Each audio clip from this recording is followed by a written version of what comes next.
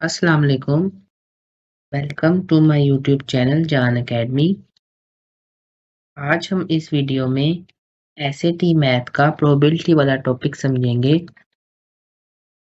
Mean, median और mode वाले topic के बाद जो मेरा सबसे फेवरेट टॉपिक है वो प्रोबेबिलिटी का टॉपिक है, क्योंकि इस टॉपिक में ना हमने कोई ग्राफ बनाना होता है और ना हमने बहुत ज़्यादा फार्मूले याद रखने होते हैं। हमने सिर्फ एक फार्मूला याद रखना है और वो फार्मूला है number of possible outcomes divided by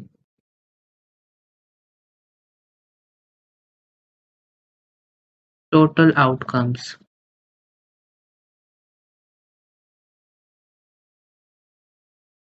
ये वो फार्मूला है जो आपने प्रोबेबिलिटी के हर क्वेश्चन पे अप्लाई करना है। जिस बच्चे को ये फार्मूला आता है वो प्रोबेबिलिटी का हर क्वेश्चन इजीली सॉल्व कर लेगा। मैं आपको क्वेश्चन सॉल्व करके भी दिखाता हूँ और ये समझाता हूँ कि आपने ये फार्मूला कैसे अप्लाई करना है। क्वेश्चन नंबर 1 सॉल्व करते हैं।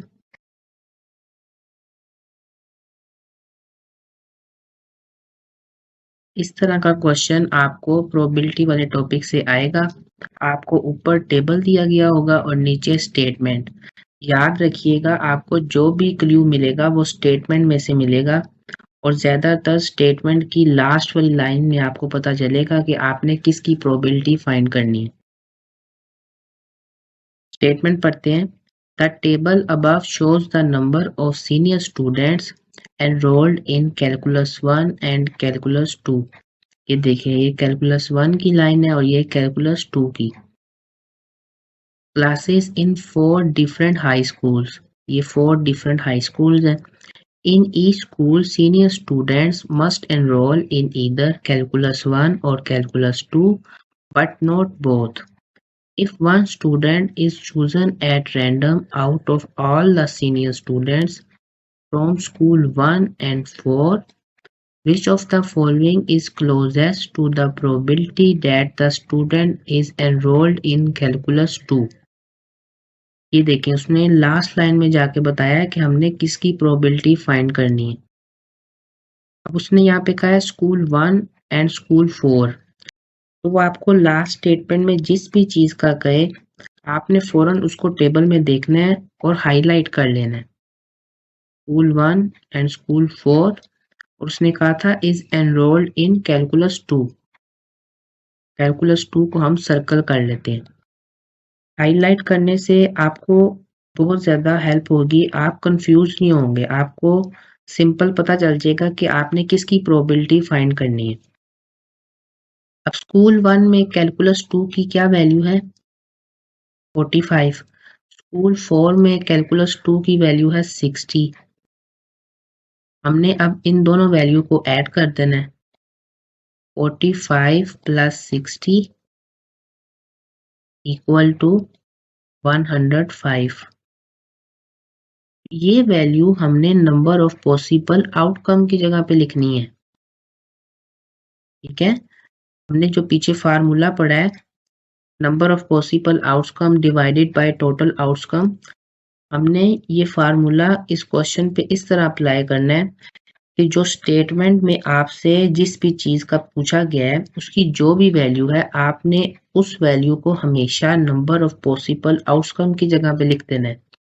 Divided by total outcome, total outcome की वैल्यू आपने हमेशा टोटल वाली लाइन से ही लेनी है।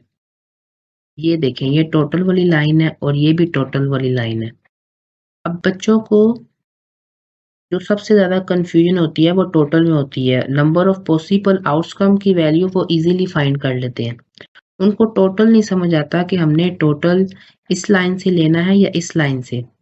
अब एक टोटल है 162 और एक टोटल है 107 और 110। इधर बच्चे कंफ्यूज होते हैं। मैं आपको सिंपल बताता हूँ कि आपने कैसे टोटल फाइंड करना है। सबसे पहले तो आपने ये देखना है कि मुकाबला किस में चल रहा है। ये देखिए, उसने लास्ट में कहा था is enrolled in calculus 2। It means वो इस तरह चल रहा है। राइट। उसने स्कूल 2 और स्कूल 3 को तो एलिमिनेट कर दिया है, तो हम इसका टोटल कैसे ले सकते हैं? ये जो टोटल है ये स्कूल 2 की भी वैल्यू इसमें ऐड है, स्कूल 3 की वैल्यू भी ऐड है, ये देखें। इस वजह से हम ये टोटल नहीं ले सकते, राइट। हमने डेफिनेटली ये टोटल लेने हैं 107 प्लस 110। ये वैल्यू आपने लिखनी है टोटल आउटकम की जगह पे। जब आप इसको सॉल्व करेंगे तो आपके पास वैल्यू आ जाएगी 0.484। Option C is correct. इस तरह आपने प्रोबेबिलिटी के क्वेश्चन सॉल्व करने हैं। आई नो कि अभी आपको एक क्वेश्चन फुली समझ नहीं आया होगा। ये एक ऐसा टॉपिक है जो हमने एफएससी में या 9th-10th में कभी भी नहीं पढ़ा, क्योंकि ये स्टैट से रिलेटेड टॉपिक है।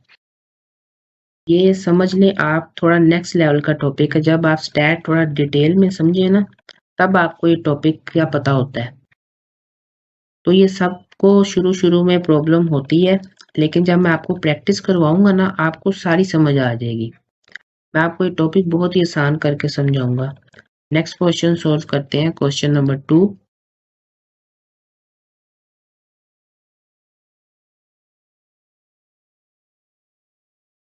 ये क्वेश्चन भी पिछले क्वेश्चन की तरह सेम है। इस क्वेश्चन में भी हमें ऊपर टेबल दिया गया है और नीचे स्टेटमेंट। स्टेटमेंट पढ़ते हैं। The table above summarise the available cars at a used car dealership according to type and colour. ये टाइप ऑफ कार और ये colour. If a car is chosen at random from all the hatchbacks and sedans, hatchback और sedan को हम highlight कर लेते हैं। At the dealership, which of the following is closest to the probability that the chosen car is silver? उसने सिर्फ silver colour को choose किया है। इस क्वेश्चन में वो ये पूछ रहा है कि सिल्वर कलर में हैचबैक और सीडान की क्या प्रोबेबिलिटी है। मैंने आपको क्वेश्चन नंबर 1 में बताया था कि हमने नंबर ऑफ पॉसिबल आउटकम की जगह पे वो वैल्यू लिखनी है जो उसने हमसे स्टेटमेंट में पूछी है।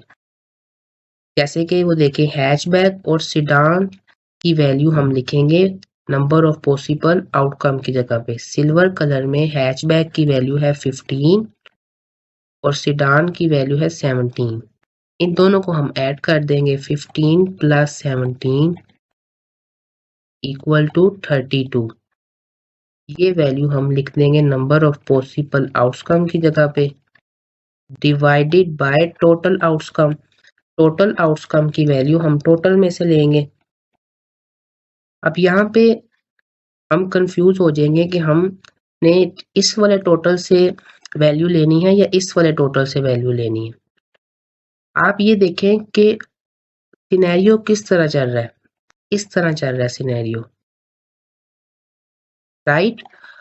और क्वेश्चन में वो हमसे ये पूछ रहा है कि सिल्वर कलर में हैचबैक की क्या प्रोबेबिलिटी है और सीडान की क्या प्रोबेबिलिटी है। तो डेफिनेटली हम ये वाले टोटल लेंगे, क्योंकि हैचबैक और सीडान के टोटल ये हैं। ये टोटल नहीं है, ये टोटल एसयूवी का भी है, कन्वर्टिबल का भी है। इसको तो एग्जामिनर ने एलिमिनेट कर दिया हुआ है। उसने हमसे सिर्फ हैचबैक और सीडान का पूछा था, इस वजह से हम हैचबैक और सीडान का ही टोटल लेंगे। इन दोनों वैल्यूज को हम ऐड करेंगे तो हमारे पास वैल्यू आ जाएगी 99। 32 डिवाइडेड बाय 99, आपके पास वैल्यू आ जाएगी 0.323। Option B is correct, right. इस तरह आपने क्वेश्चन सोल्व करने हैं। जरूरी नहीं है कि वो आपसे दो चीजों के बारे में पूछे, ये भी हो सकता है वो आपसे सिंपल हैचबैक का पूछ लेता। तो अगर वो आपसे हैचबैक का पूछता तो आपने फिर नंबर ऑफ पॉसिबल आउटकम की जगह पे वैल्यू लिखनी थी 15, डिवाइड कर देना था उसकी टोटल वैल्यू के साथ जो कि है 42। अगर वो आपसे खाली सीडान का पूछता तो फिर आपने 17 डिवाइडेड बाय 57 लिखना था। एग्जामिनर के ऊपर डिपेंड करता है कि वो आपसे कितनी चीज़ों के बारे में पूछता है। वो यहाँ पे कन्वर्टिबल को भी ऐड कर सकता था, तो फिर हमने कन्वर्टिबल की वैल्यू को भी ऐड करना था सिल्वर में जो है, और हमने फिर टोटल में उसके टोटल को भी ऐड करना था। ओके, नेक्स्ट क्वेश्चन सोल्व करते हैं, क्वेश्चन नंबर 3। क्वेश्चन में हमें टेबल नहीं दिया गया, हमने स्टेटमेंट में से प्रोबेबिलिटी फाइंड करनी है। Tim and Kelsey are playing a racing video game. Before they compete, they must first choose a character that falls into one of 4 weight categories. अब हमें 4 कैटेगरीज दी गई हैं, सुपर लाइट, लाइट, मीडियम और heavy. आगे उसकी values बताई गई हैं। There are 3 super light characters, 5 light characters, 10 medium characters and 2 heavy characters. Tim selects the random option which chooses a random character for him. What is the probability that he is given a light or heavy character? ने हमें कहा है कि मुझे light और heavy character की probability बताओ। Light की वैल्यू है 5 और हैवी करेक्टर की वैल्यू है 2। 5 + 2 = 7। ये वैल्यू आ गई हमारी नंबर ऑफ पॉसिबल आउटकम की, डिवाइडेड बाय टोटल। अब हमें यहाँ पे डायरेक्ट कहीं पे भी नहीं बताया गया कि टोटल की वैल्यू क्या है। हमने इन सब वैल्यूज को ऐड कर देना है और जो वैल्यू आएगी हमने उसको टोटल की जगह पे लिख देना है। 3 + 5 8, 8 + 10 18, 18 + 2 20, 7 डिवाइडेड बाय 20 = 0.35। ये आ गया हमारा राइट आंसर। फॉर एग्जाम्पल वो हमसे कहता कि हैवी करेक्टर की क्या प्रोबेबिलिटी है, तो फिर हमने उसकी वैल्यू लिखनी थी 2 डिवाइडेड बाय 20। टोटल कभी चेंज नहीं होगा।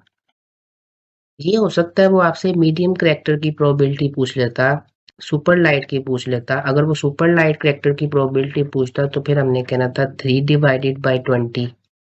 मीडियम करेक्टर की प्रोबेबिलिटी पूछता तो फिर हमने कहना था 10 डिवाइडेड बाय 20। टोटल नहीं चेंज होगा कभी। ये एग्जामिनर के ऊपर डिपेंड करता है कि वो किसकी प्रोबेबिलिटी पूछता है। ये भी हो सकता है वो हमसे यहाँ पे 3 चीज़ों की प्रोबेबिलिटी पूछ लेता। आपको फार्मूला आना चाहिए, ठीक है। नेक्स्ट क्वेश्चन सॉल्व करते हैं, क्वेश्चन नंबर 4।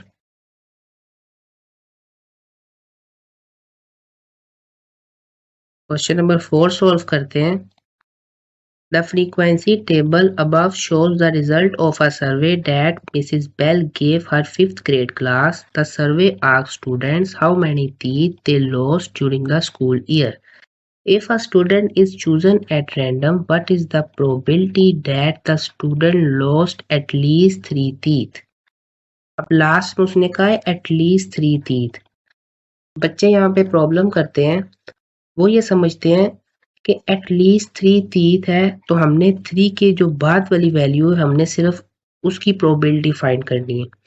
जबकि हम ध्यान से पढ़ें, वो कह रहा है एटलीस्ट 3 टीथ। इट मींस 3 को वो एक्सेप्ट कर रहा है, 3 इंक्लूड है।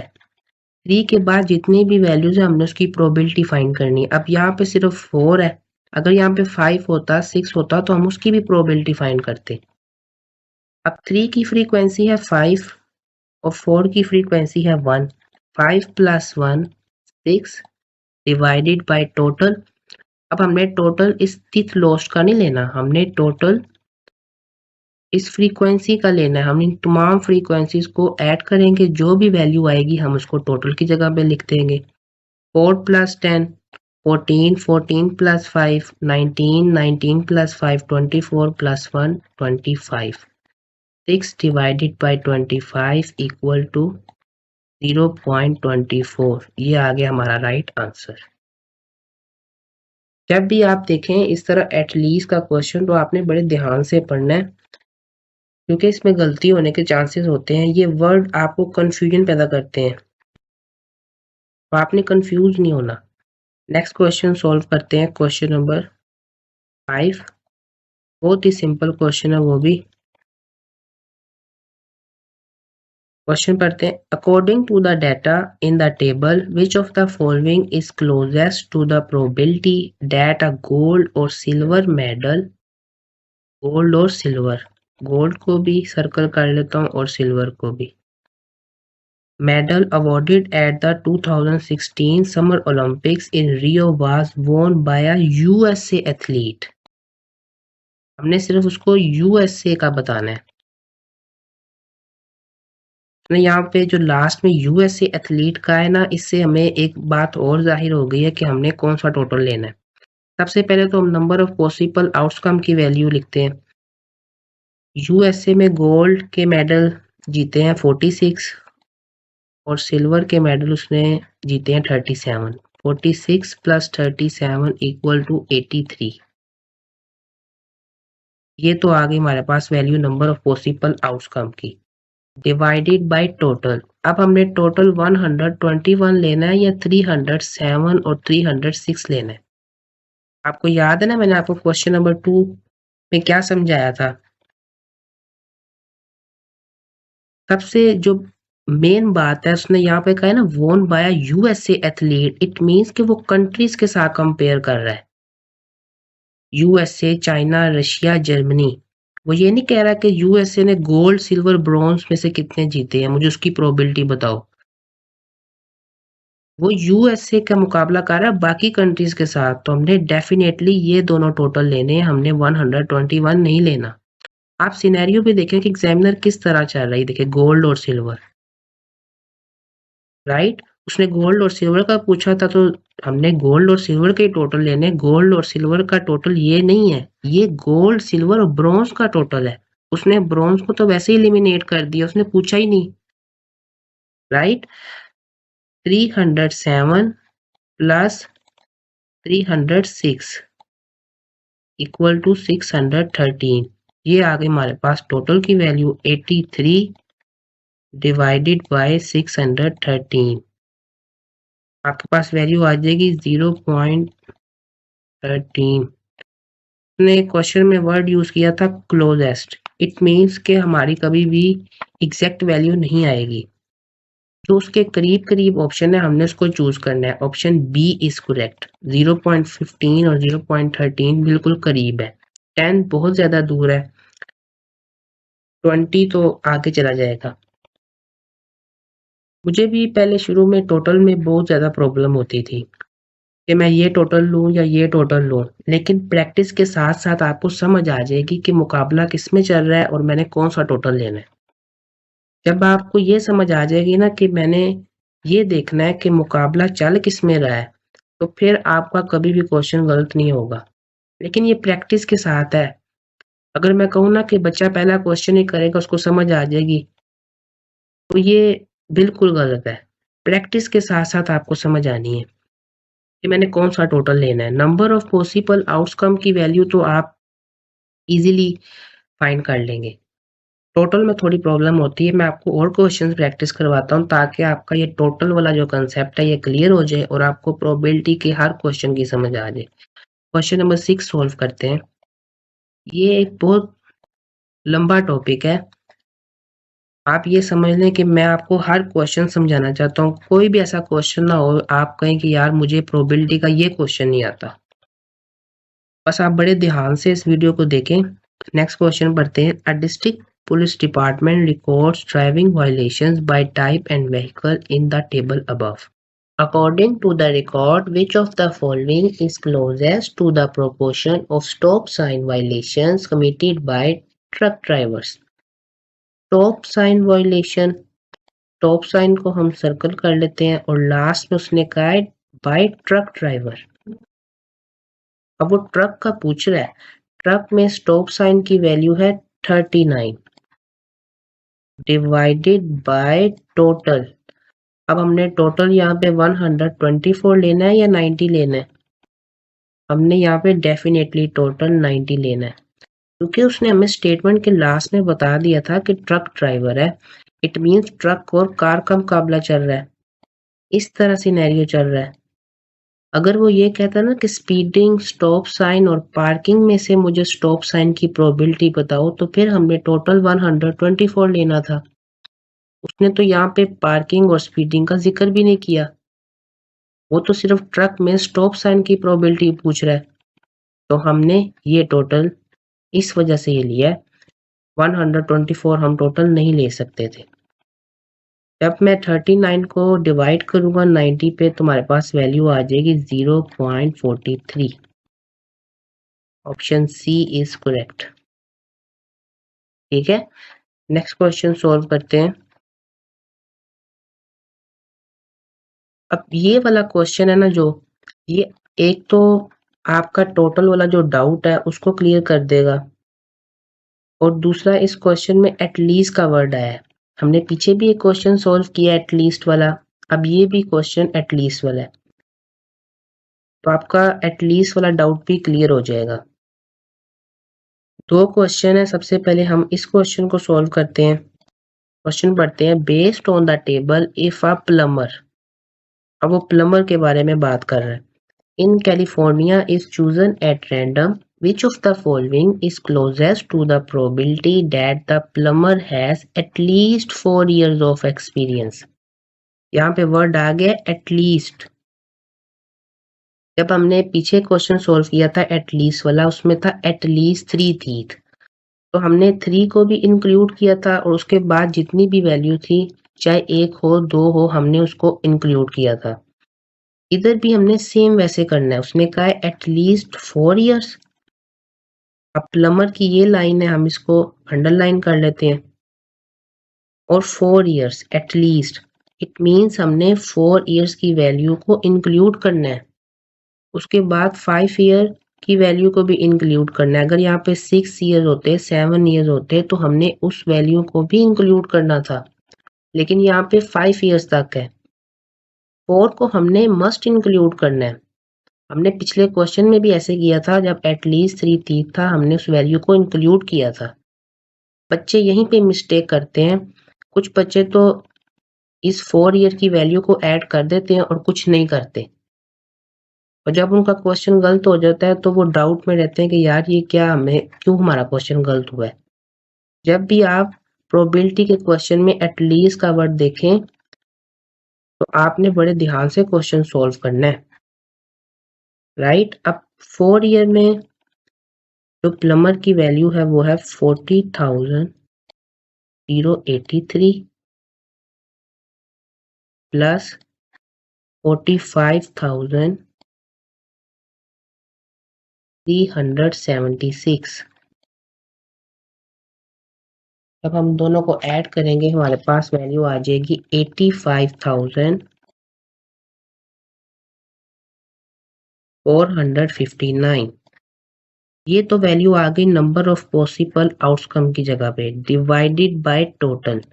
अब हमने टोटल कौन सा लेना है, ये वाला टोटल लेना है हमने, या ये दोनों टोटल लेने हैं? हमने डेफिनेटली ये वाला टोटल लेना है। सबसे बड़ी रीजन ये है कि उसने हमसे प्लम्बर का ही पूछा है, और वो इस सिनेरियो में चल रहा है इस तरह।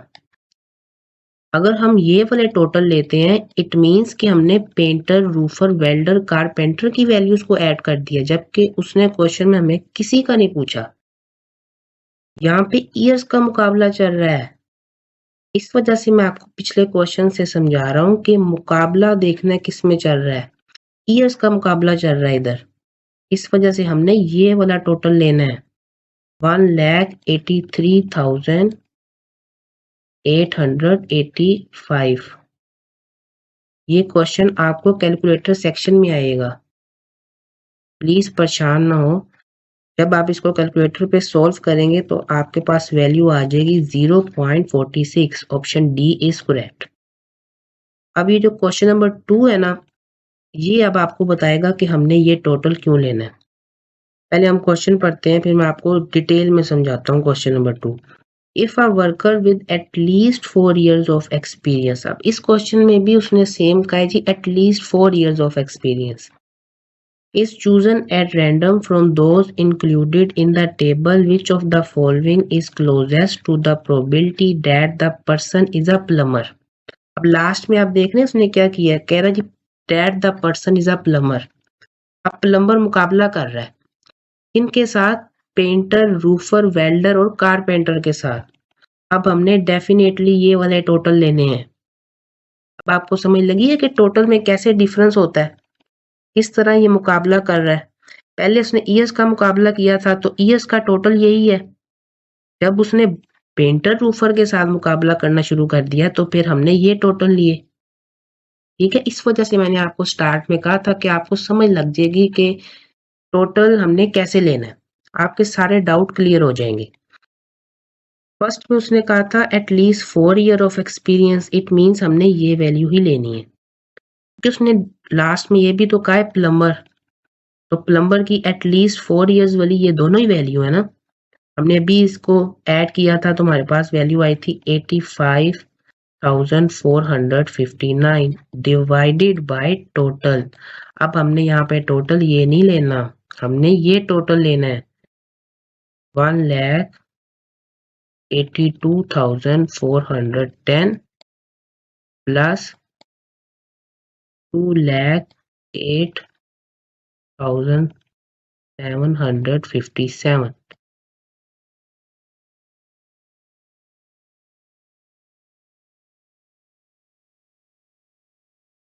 जब आप इन दोनों वैल्यूज को ऐड करेंगे तो आपके पास वैल्यू आएगी 3,91,167। कैलकुलेटर पे जब सॉल्व करेंगे वैल्यू आएगी 0.22। Option B is correct. I hope कि अब आपको समझ लग गई होगी कि आपने टोटल किस तरह लेना है और अगर एटलीस्ट का क्वेश्चन आ जाए तो आपने कैसे सॉल्व करना है। टोटल तो अब आपको कभी भी नहीं भूलेगा क्योंकि इन दोनों क्वेश्चन में हमने डिटेल में समझा है कि हमने ये टोटल क्यों लिया है और फर्स्ट क्वेश्चन में ही क्यों लिया है और ये दोनों टोटल हमने सेकंड क्वेश्चन में क्यों लिए। राइट, नेक्स्ट क्वेश्चन सॉल्व करते हैं। मैं आपको अब सिंपल क्वेश्चन सॉल्व करवाता हूँ। मेरा सिर्फ ये एम है कि आपको समझ आ जाए। इस क्वेश्चन में भी हमने टोटल को बड़े ध्यान से चूज करना है। Victor decides to try 3 different routes to work for a period of 40 days. In the table above, he tracked whether he arrived to work late or on time. Each time that he used a particular route according to the table, what is the probability that Victor was late? अब उसने कहा है Victor was late when he used route A. Route A और यहाँ पे वो late के बारे में कह रहा है। तो रूट ए में लेट की वैल्यू है 6 डिवाइडेड बाय टोटल। अब हमने यहाँ पे टोटल 11 लेना है या 27? डेफिनेटली हमने यहाँ पे टोटल 11 लेना है क्योंकि वो इस तरह चल रहा है, ऑन टाइम और लेट का मुकाबला चल रहा है। रूट बी और सी की उसने बात ही नहीं की है तो हम ये टोटल क्यों लेंगे। ठीक है, ऑप्शन डी इज करेक्ट। इस तरह का मैं आपको एक और क्वेश्चन सॉल्व करवाता हूँ, वो भी बहुत आसान क्वेश्चन है। हम क्वेश्चंस की प्रैक्टिस कर रहे हैं ना तो आहिस्ता आहिस्ता आप इतने एक्सपर्ट हो जाएंगे कि आप क्वेश्चन देखते साथ सिर्फ विद इन 20 सेकेंड सॉल्व कर लेंगे प्रोबेबिलिटी का question.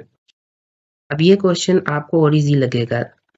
Geometry students participated in an activity to classify the shapes in the room by number of sides and color.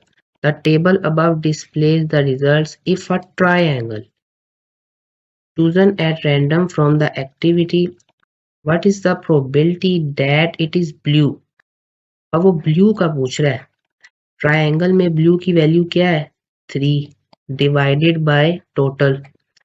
हमने यहाँ पे टोटल लेना है 4, यहाँ पे हमने 16 टोटल नहीं लेना। आप समझ रहे हैं ना कि ये इस तरह चल रहा है, रेड और ब्लू में मुकाबला है। Option D is correct. मेरा नहीं ख्याल कि अब आप टोटल लेने में आपको कोई मुश्किल आएगी। मैंने आपको बहुत ज़्यादा क्वेश्चन सोल्व करवा दिए। अब हम थोड़े से डिफरेंट क्वेश्चन सोल्व करते हैं क्योंकि एग्जामिनर आपको इतने आसान क्वेश्चन भी नहीं देगा और ज़्यादा मुश्किल क्वेश्चन भी नहीं देगा। बस आपको फार्मूला आना चाहिए और जो मैंने आपको टोटल की बात बताई है ना कि मुकाबला देखना है, बस ये दोनों बातें आपको आती हैं। प्रोबेबिलिटी का कोई ऐसा क्वेश्चन नहीं जो आपको नहीं आता। अब ये क्वेश्चन पढ़ते हैं। A car manufacturer produce cars in red, blue, black, white and silver. The incomplete table above shows the percentage of cars it produces in each color. If a car from the manufacturer is chosen at random, what is the probability that the car's color is red or silver? ने last statement में जाके बताया कि हमने किसकी probability find करनी है, red की और सिल्वर की। रेड की वैल्यू तो हमारे पास अवेलेबल है 20, सिल्वर की वैल्यू हमारे पास अवेलेबल नहीं है। तो सबसे पहले तो हमने सिल्वर की वैल्यू फाइंड करनी है। अब वो हम कैसे वैल्यू फाइंड करेंगे? हम 100 में से ये तमाम वैल्यूज सब्ट्रैक्ट कर देंगे। 100 माइनस 20 80, 80 माइनस 33 माइनस 10 माइनस 14, तो आपके पास वैल्यू आ जाएगी 23। इट मीन्स सिल्वर की वैल्यू है 23। मैंने 100 में से इन तमाम वैल्यूज को सब्ट्रैक्ट किया है। आप इसको कैलकुलेटर पे कर लीजिएगा, क्योंकि वहां पे आपके पास इतना टाइम नहीं होता कि आप इसको पहले इधर लिखें और फिर बाद में कैलकुलेटर पकड़ें। आपने फौरन कैलकुलेटर पकड़ना है और 100 में से इन तमाम वैल्यूज को सब्ट्रैक्ट कर देना है, और जो भी वैल्यू आए आपने उसको सिल्वर की जगह पे लिख देना है। अब उसने लास्ट में कहा था रेड और सिल्वर की प्रोबेबिलिटी बताओ मुझे, तो रेड की वैल्यू है 20 प्लस सिल्वर की वैल्यू आई है 23 इक्वल टू 43। ये तो वैल्यू आ गई नंबर ऑफ पॉसिबल आउटकम की जगह पे, डिवाइडेड बाय टोटल। हमने टोटल लिया है 100, 43 डिवाइडेड बाय 100, वैल्यू आ गई 0.43। अब यहाँ पे एक और मैं आपको बहुत इंपॉर्टेंट बात बताता हूँ। जब आप ये वैल्यू निकालेंगे तो आप ऑप्शंस में देखेंगे कहीं पे भी 0.43 है नहीं, तो आप कहेंगे शायद हमने आंसर गलत निकाला है। आपने कंफ्यूज नहीं होना, आपने पॉइंट के बाद वाली वैल्यू देखनी है। ये देखें 43 है, तो इधर देखें 43 नहीं है, डेफिनेटली है। Option D is correct. ऐसे हो सकता है कि आप जब प्रोबेबिलिटी के क्वेश्चन सॉल्व करें आपके पास पॉइंट में वैल्यू आए और वहां पे पॉइंट हो ही ना, तो आपने सिंपल पॉइंट के बाद वाली वैल्यू देखनी है। उसके करीब करीब भी हो तब भी आपने ऑप्शन टिक कर लेना है। अब यहाँ पे अगर 42% होती तो फिर मैं उसको टिक करता, क्योंकि 43 और 42 करीब तो है ना, राइट? कंफ्यूज नहीं होना आपने वहां पे। नेक्स्ट क्वेश्चन सॉल्व करते हैं।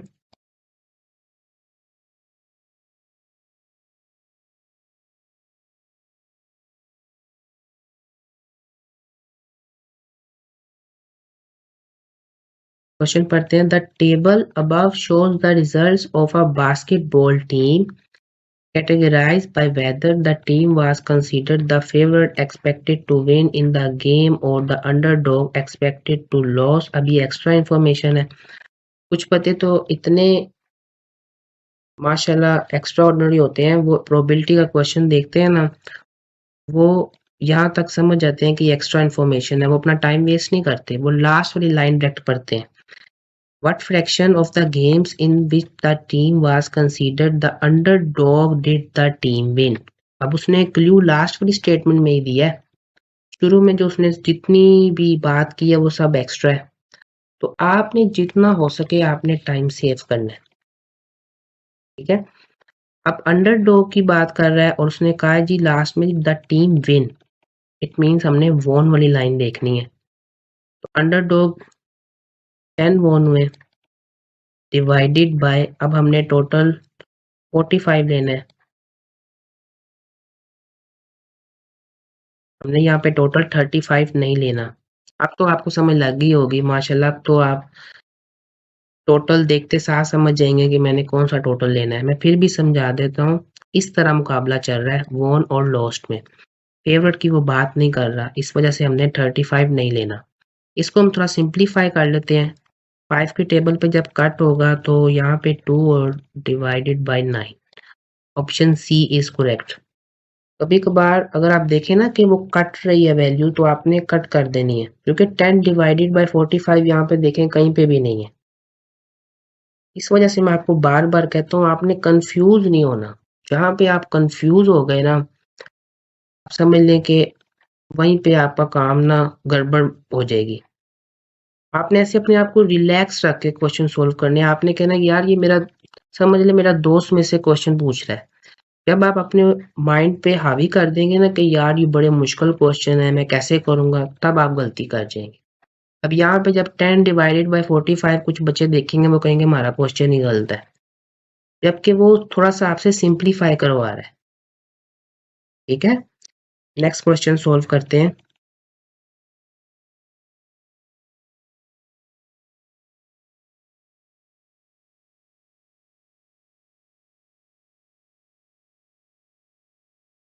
अब इस क्वेश्चन में हमने पहले तो जो एम्प्टी बॉक्स है इसको फिल करना है और बाद में प्रोबेबिलिटी भी फाइंड करनी है। क्वेश्चन पढ़ते हैं। A store manager summarizes the number of box spring and mattresses unit sold over 4 weeks at a bedding store in the incomplete table above. अब आप कहेंगे कि हमें पता है ये एक्स्ट्रा इन्फॉर्मेशन है, फिर आप क्यों पढ़ रहे हैं? देखें, हम यहाँ पे प्रैक्टिस कर रहे हैं। अब मैं अगर ये कहूँ कि हम पढ़े ही ना, तो कुछ बच्चे कहेंगे जी जब तक हम ऊपर से नहीं पढ़ेंगे तो हमें कैसे पता चलेगा कि क्या बात हो रही है। ये आपके ऊपर डिपेंड करता है, आपको जिस तरह इजी लगता है आप उस तरह क्वेश्चन सॉल्व करें। मेन मकसद ये है कि हमारा ऑप्शन सही हम चूज करें। चाहे आप स्टेटमेंट ऊपर वाली पढ़ें चाहे ना पढ़ें, जो लास्ट वाली स्टेटमेंट है ना उसको आप बड़े ध्यान से पढ़ें। बस मैं आपको ये जरूर एडवाइस करूंगा। Week 2 and 3 accounted for what fraction of all box spring units sold?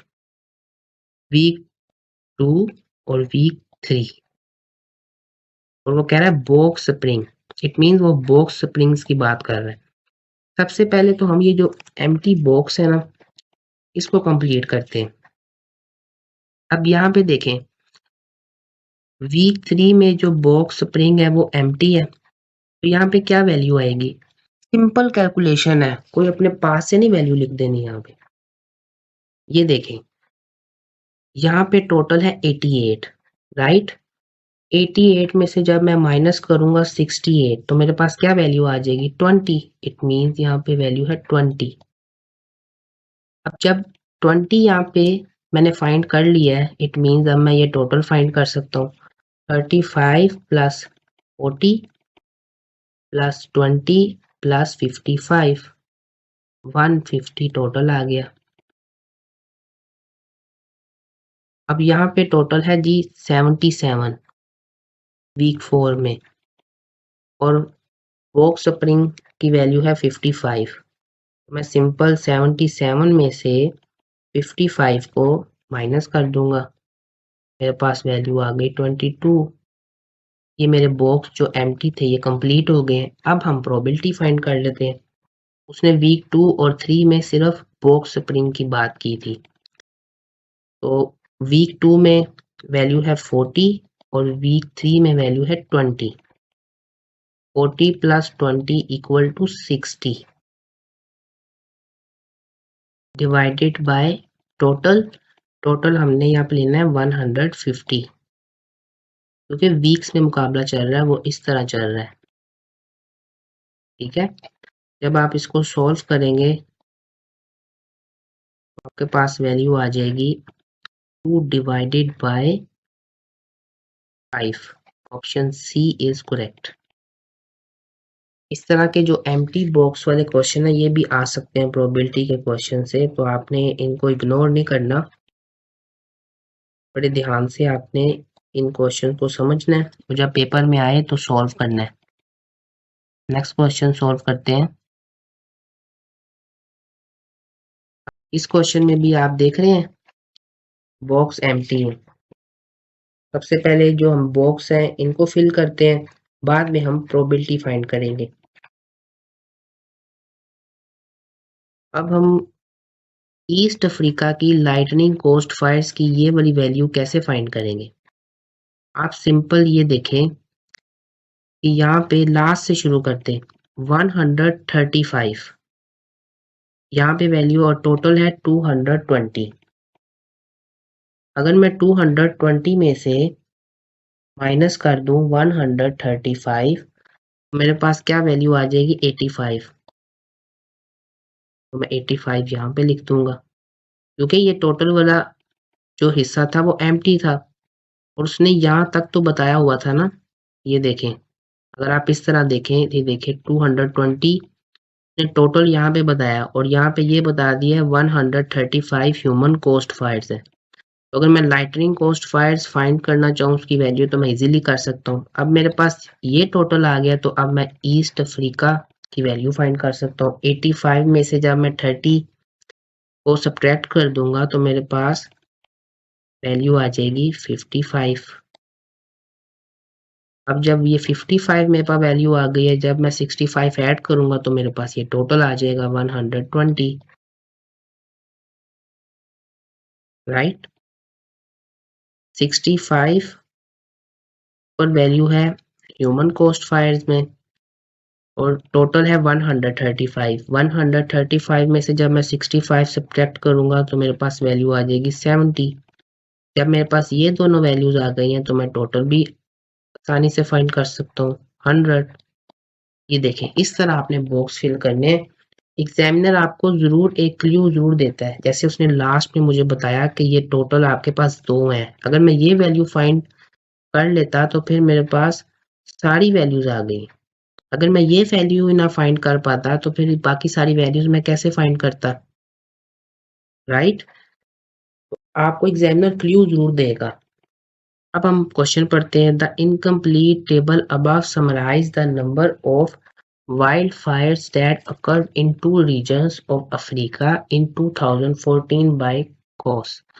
Based on the table, what fraction of all wildfires in East Africa in 2014 were human caused?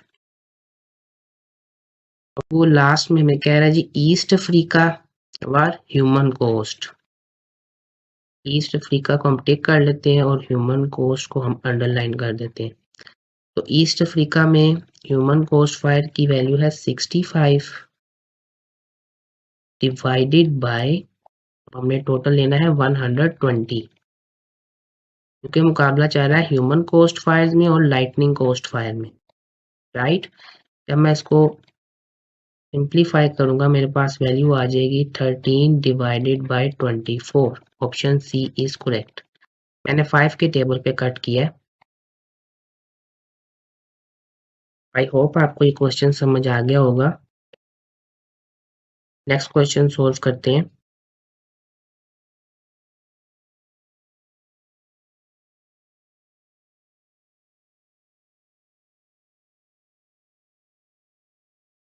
ये क्वेश्चन आप यूं समझ लें कि जैसे हमने एटलीस्ट वाला क्वेश्चन सोल्व किया था ना, इस क्वेश्चन में भी वो लास्ट में एक ऐसा वर्ड देगा जो बच्चों को कंफ्यूज करता है। क्वेश्चन सोल्व करते हैं। The table above summarise the distribution of living situations for residencies in a neighbourhood if a duplex in the neighborhood is to be inspected at random. What is the probability that the residence is occupied by no more than two family members? इधर उसने word use किया है no मोर, पीछे वो word use कर रहा था at least का, राइट। इट मीन्स कि no more than two family members. ये फैमिली मेंबर्स की लाइन है, वो कह रहा है no more than two, mean हमने सिर्फ टू तक वैल्यू देखनी है। और किसकी देखनी है? डुप्लेक्स की। 22 और 12 वैल्यू है, इन दोनों को हम ऐड कर देंगे। 22 plus 12 34 divided by total. Definitely हम यहाँ पर टोटल 46 लेंगे, क्योंकि वो इस तरह चल रहा है, मुकाबला चल रहा है फैमिली मेंबर्स का। जब हम इसको सिंप्लीफाई करेंगे तो मेरे पास वैल्यू आ जाएगी 17 divided by 23। Option D is correct. Next question solve करते हैं। क्वेश्चन पढ़ते हैं. The table above shows the distribution of medals awarded at the 2012 London Summer Olympics.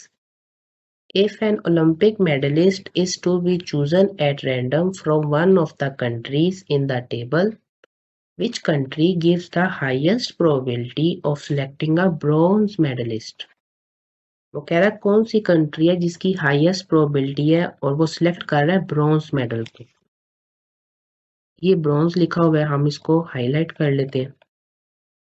अब हमें जब तक सारी कंट्रीज की प्रोबेबिलिटी ना पता होगी, हम कैसे कह सकते हैं कि इस कंट्री की हाईएस्ट प्रोबेबिलिटी है. हमें फाइंड करनी पड़ेगी ना सबसे पहले सबकी प्रोबेबिलिटी. तो यूएसए में ब्रॉन्ज की वैल्यू है 29 डिवाइडेड बाय टोटल. अब हमने यहाँ पे टोटल 104 लेना है, 117 नहीं लेना. चाइना में ब्रॉन्ज की वैल्यू है 23 डिवाइडेड बाय इसकी टोटल वैल्यू है 88.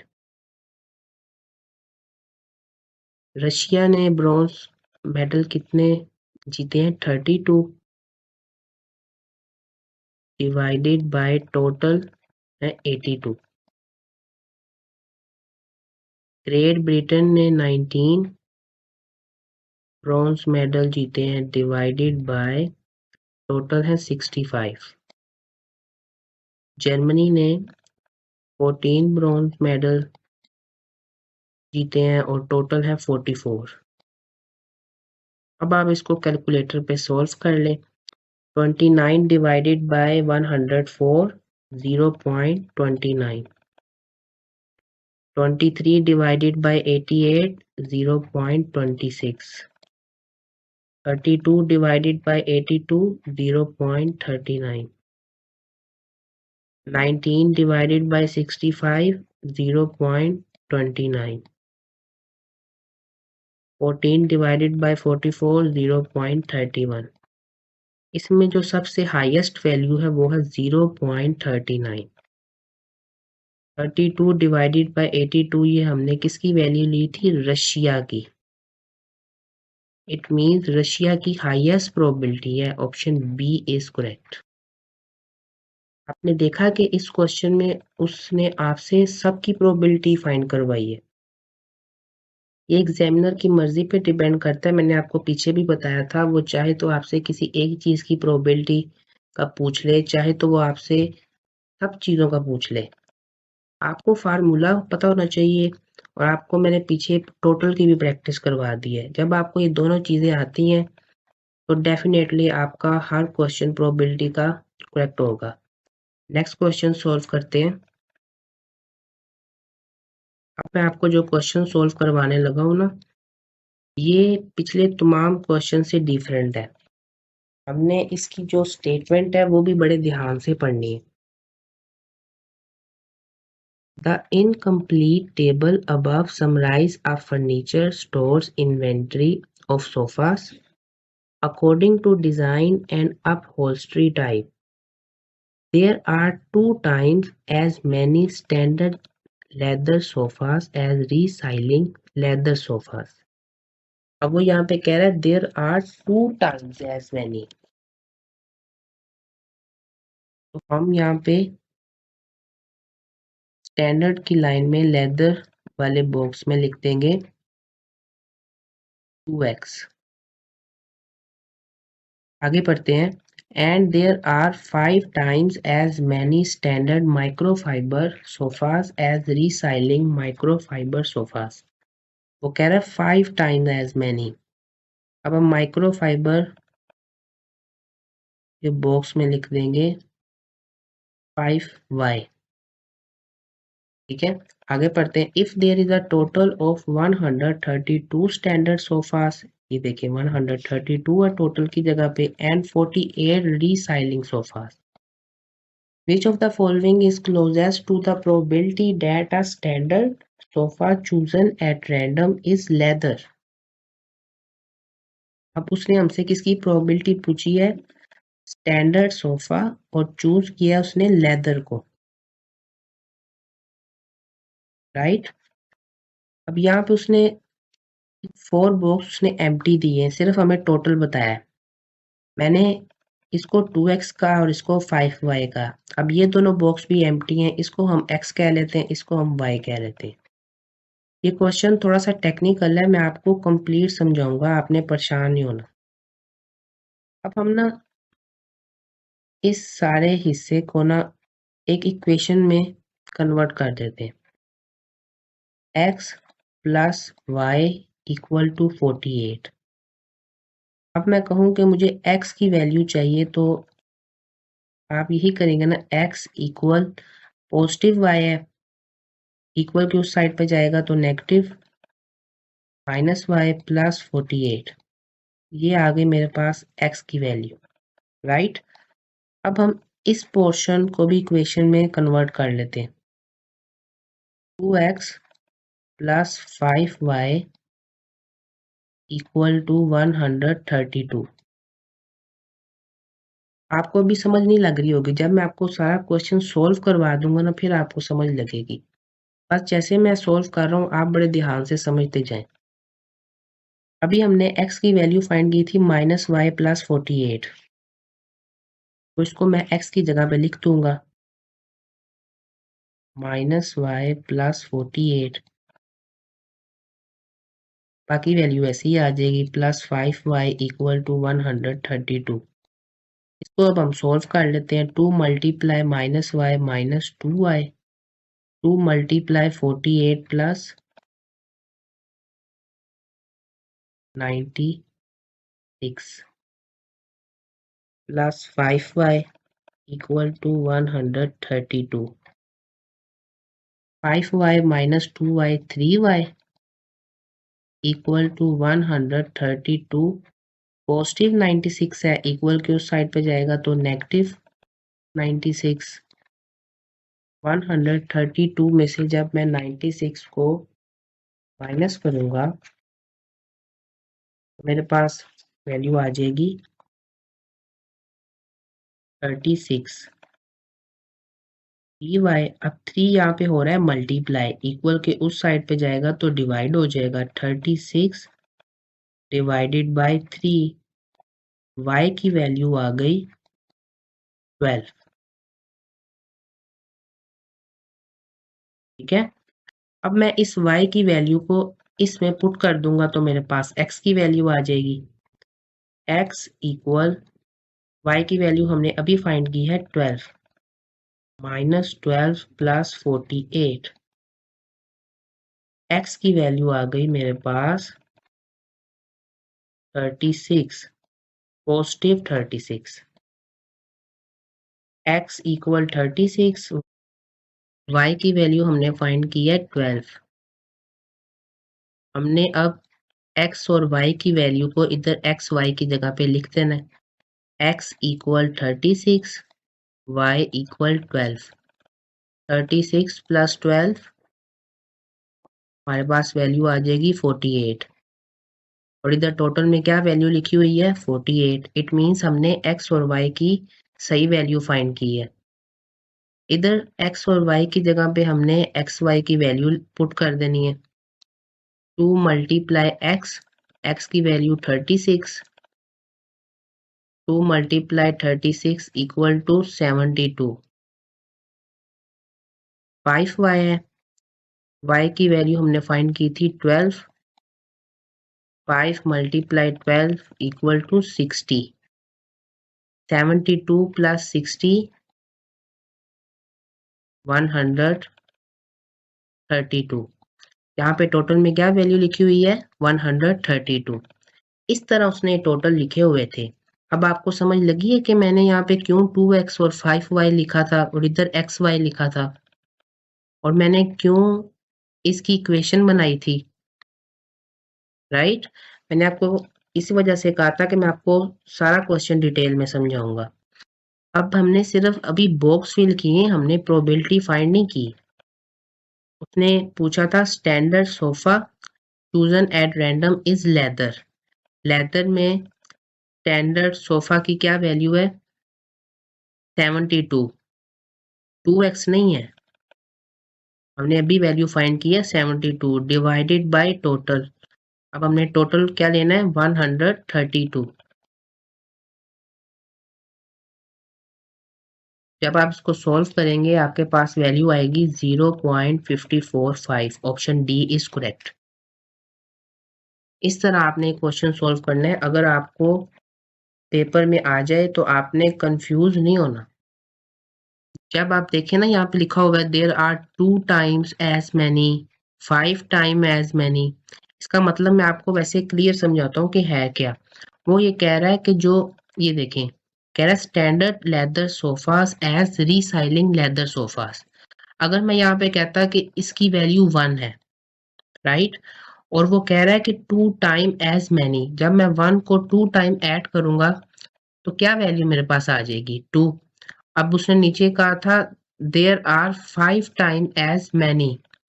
अगर यहाँ पे 1 है वैल्यू, तो जब 5 टाइम ज्यादा है उसकी वैल्यू, तो मैं 1 को जब 5 टाइम एड्स करूंगा मेरे पास क्या वैल्यू आएगी 5। इस वजह से मैंने यहाँ पे डायरेक्ट 5y लिखा था, ऊपर 2x लिखा था।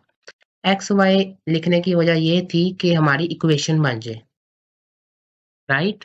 अब मैं आपको इस तरह का एक और क्वेश्चन सोल्व करवाता हूँ। नेक्स्ट क्वेश्चन सोल्व करते हैं।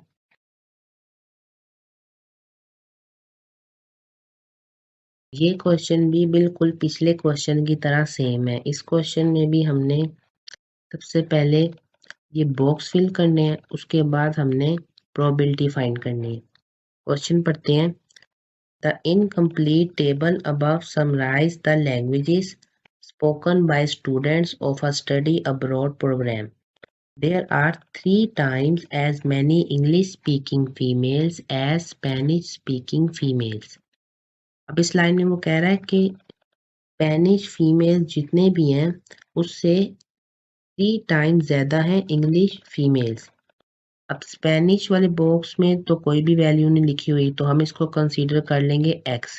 और उसने कहा था 3 टाइम ज्यादा हैं इंग्लिश फीमेल्स, तो हम इसको कहेंगे 3x। आगे पढ़ते हैं। And there are 4 times as many English speaking males as Spanish speaking males. अब इधर वो कह रहा है 4 टाइम ज्यादा है इंग्लिश मेल किससे, स्पेनिश मेल से, तो हम इसको y कंसीडर कर लेते हैं और इसको 4y, क्योंकि उसने कहा है 4 टाइम एज मैनी। आगे पढ़ते हैं। If there is a total of 59 English speakers, ये देखें 59 इंग्लिश स्पीकर्स हैं and 17 Spanish speakers, 17 Spanish speakers हैं in the program, which of the following is closest to the probability that an English speaking student chosen at random is male। अब वो probability किसकी पूछ रहा है, इंग्लिश में mail की, राइट। सबसे पहले हम इनकी वैल्यूज फाइंड करेंगे, फिर ही हम प्रोबेबिलिटी फाइंड कर सकते हैं। इस पोर्शन की हम इक्वेशन बना लेंगे जैसे हमने पिछले क्वेश्चन में बनाई थी, x plus y equal to 17। x की वैल्यू पहले हम फाइंड कर लेते हैं। प्लस वाई है, इक्वल के उस साइड पे जाएगा तो माइनस वाई प्लस 17। ये आ गई हमारे पास x की वैल्यू। अब हम इस पोर्शन को भी इक्वेशन में कन्वर्ट कर लेते हैं। 3x plus 4y equal to 59। हमने x की वैल्यू फाइंड की है, अभी हम x की वैल्यू को x की जगह पे लिख देंगे।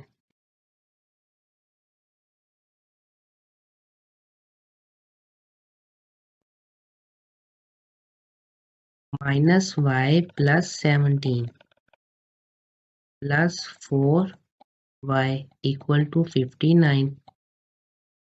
3 multiply minus y minus 3y plus 3 multiply 17 51 plus 4y equal to 59।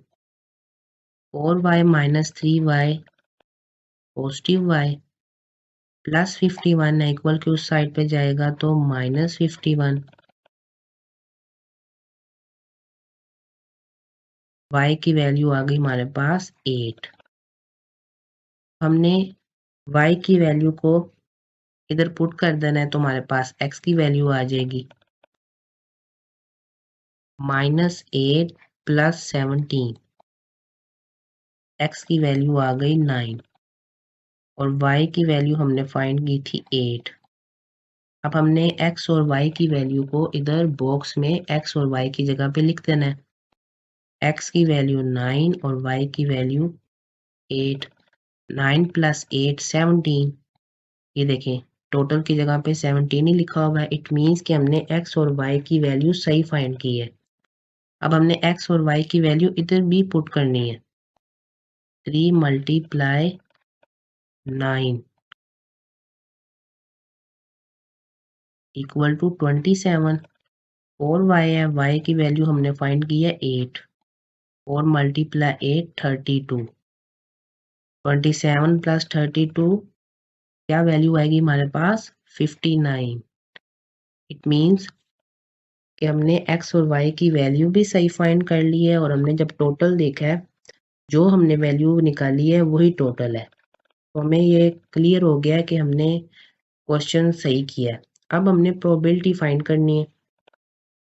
मैंने ये 27 और 32 इधर इस वजह से नहीं लिखा क्योंकि यहाँ जगह नहीं थी। वैसे ये 27 और 32 आपने इधर ही समझना है, ठीक है।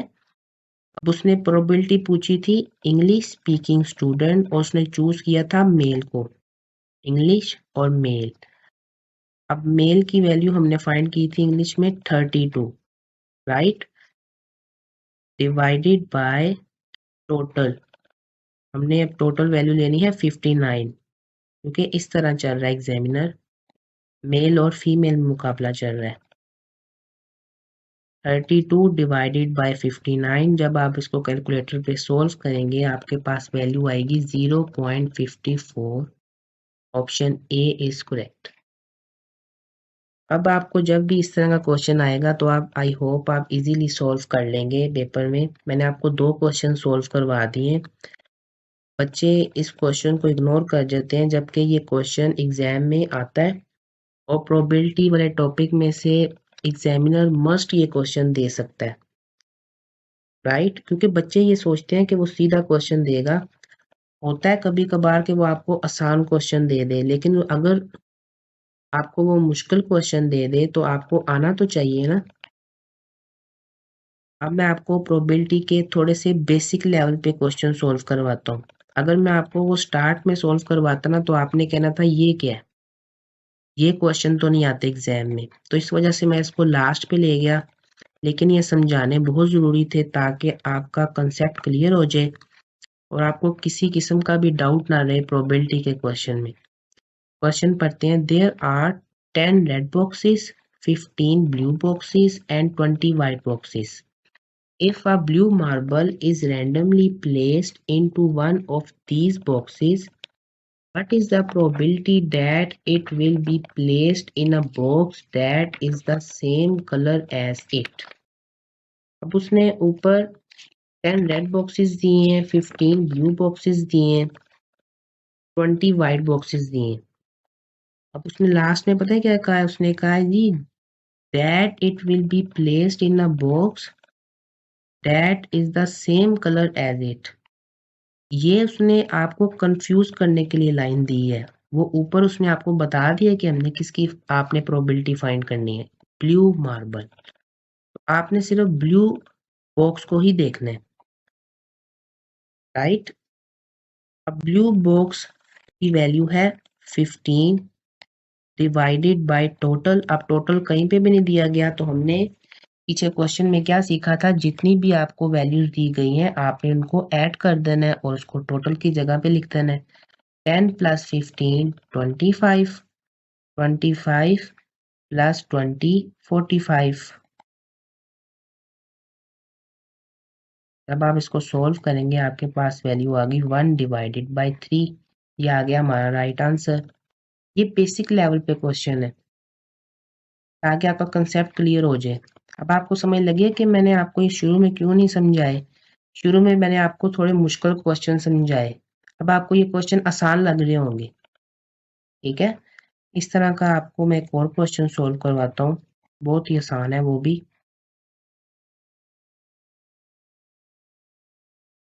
क्वेश्चन पढ़ते हैं। For every 20 cars sold by dealer 8 of them were red. What is the probability that a car sold that is selected at random would be red? अब उसने कहा है कि मुझे probability बताओ that a car sold is selected at random would be red. अब इधर उसने सिर्फ एक ही कलर की वैल्यू बताई थी और वो थी रेड, तो हमने उसको लिख देना है 8 वैल्यू थी उसकी और टोटल वैल्यू है 20, क्योंकि उसने कहा है for every 20 car sold by a dealer. तो आप सॉल्व कर लें, आपके पास वैल्यू आ जाएगी 4 डिवाइडेड बाई 10। मजीद सॉल्व कर लें, 2 divided by 5 is the right answer. ठीक है, इस टॉपिक का लास्ट क्वेश्चन सॉल्व करते हैं। A bag contains 15 tennis balls, 6 of which are yellow. Total value है 15। आगे उसने कहा जी 6 येलो हैं, 4 पिंक हैं and the rest blue. If one ball is randomly chosen from the bag, what is the probability that the ball is blue? अब इधर उसने blue की वैल्यू भी कोई नहीं दी और उसने प्रोबेबिलिटी भी ब्लू की पूछ ली है।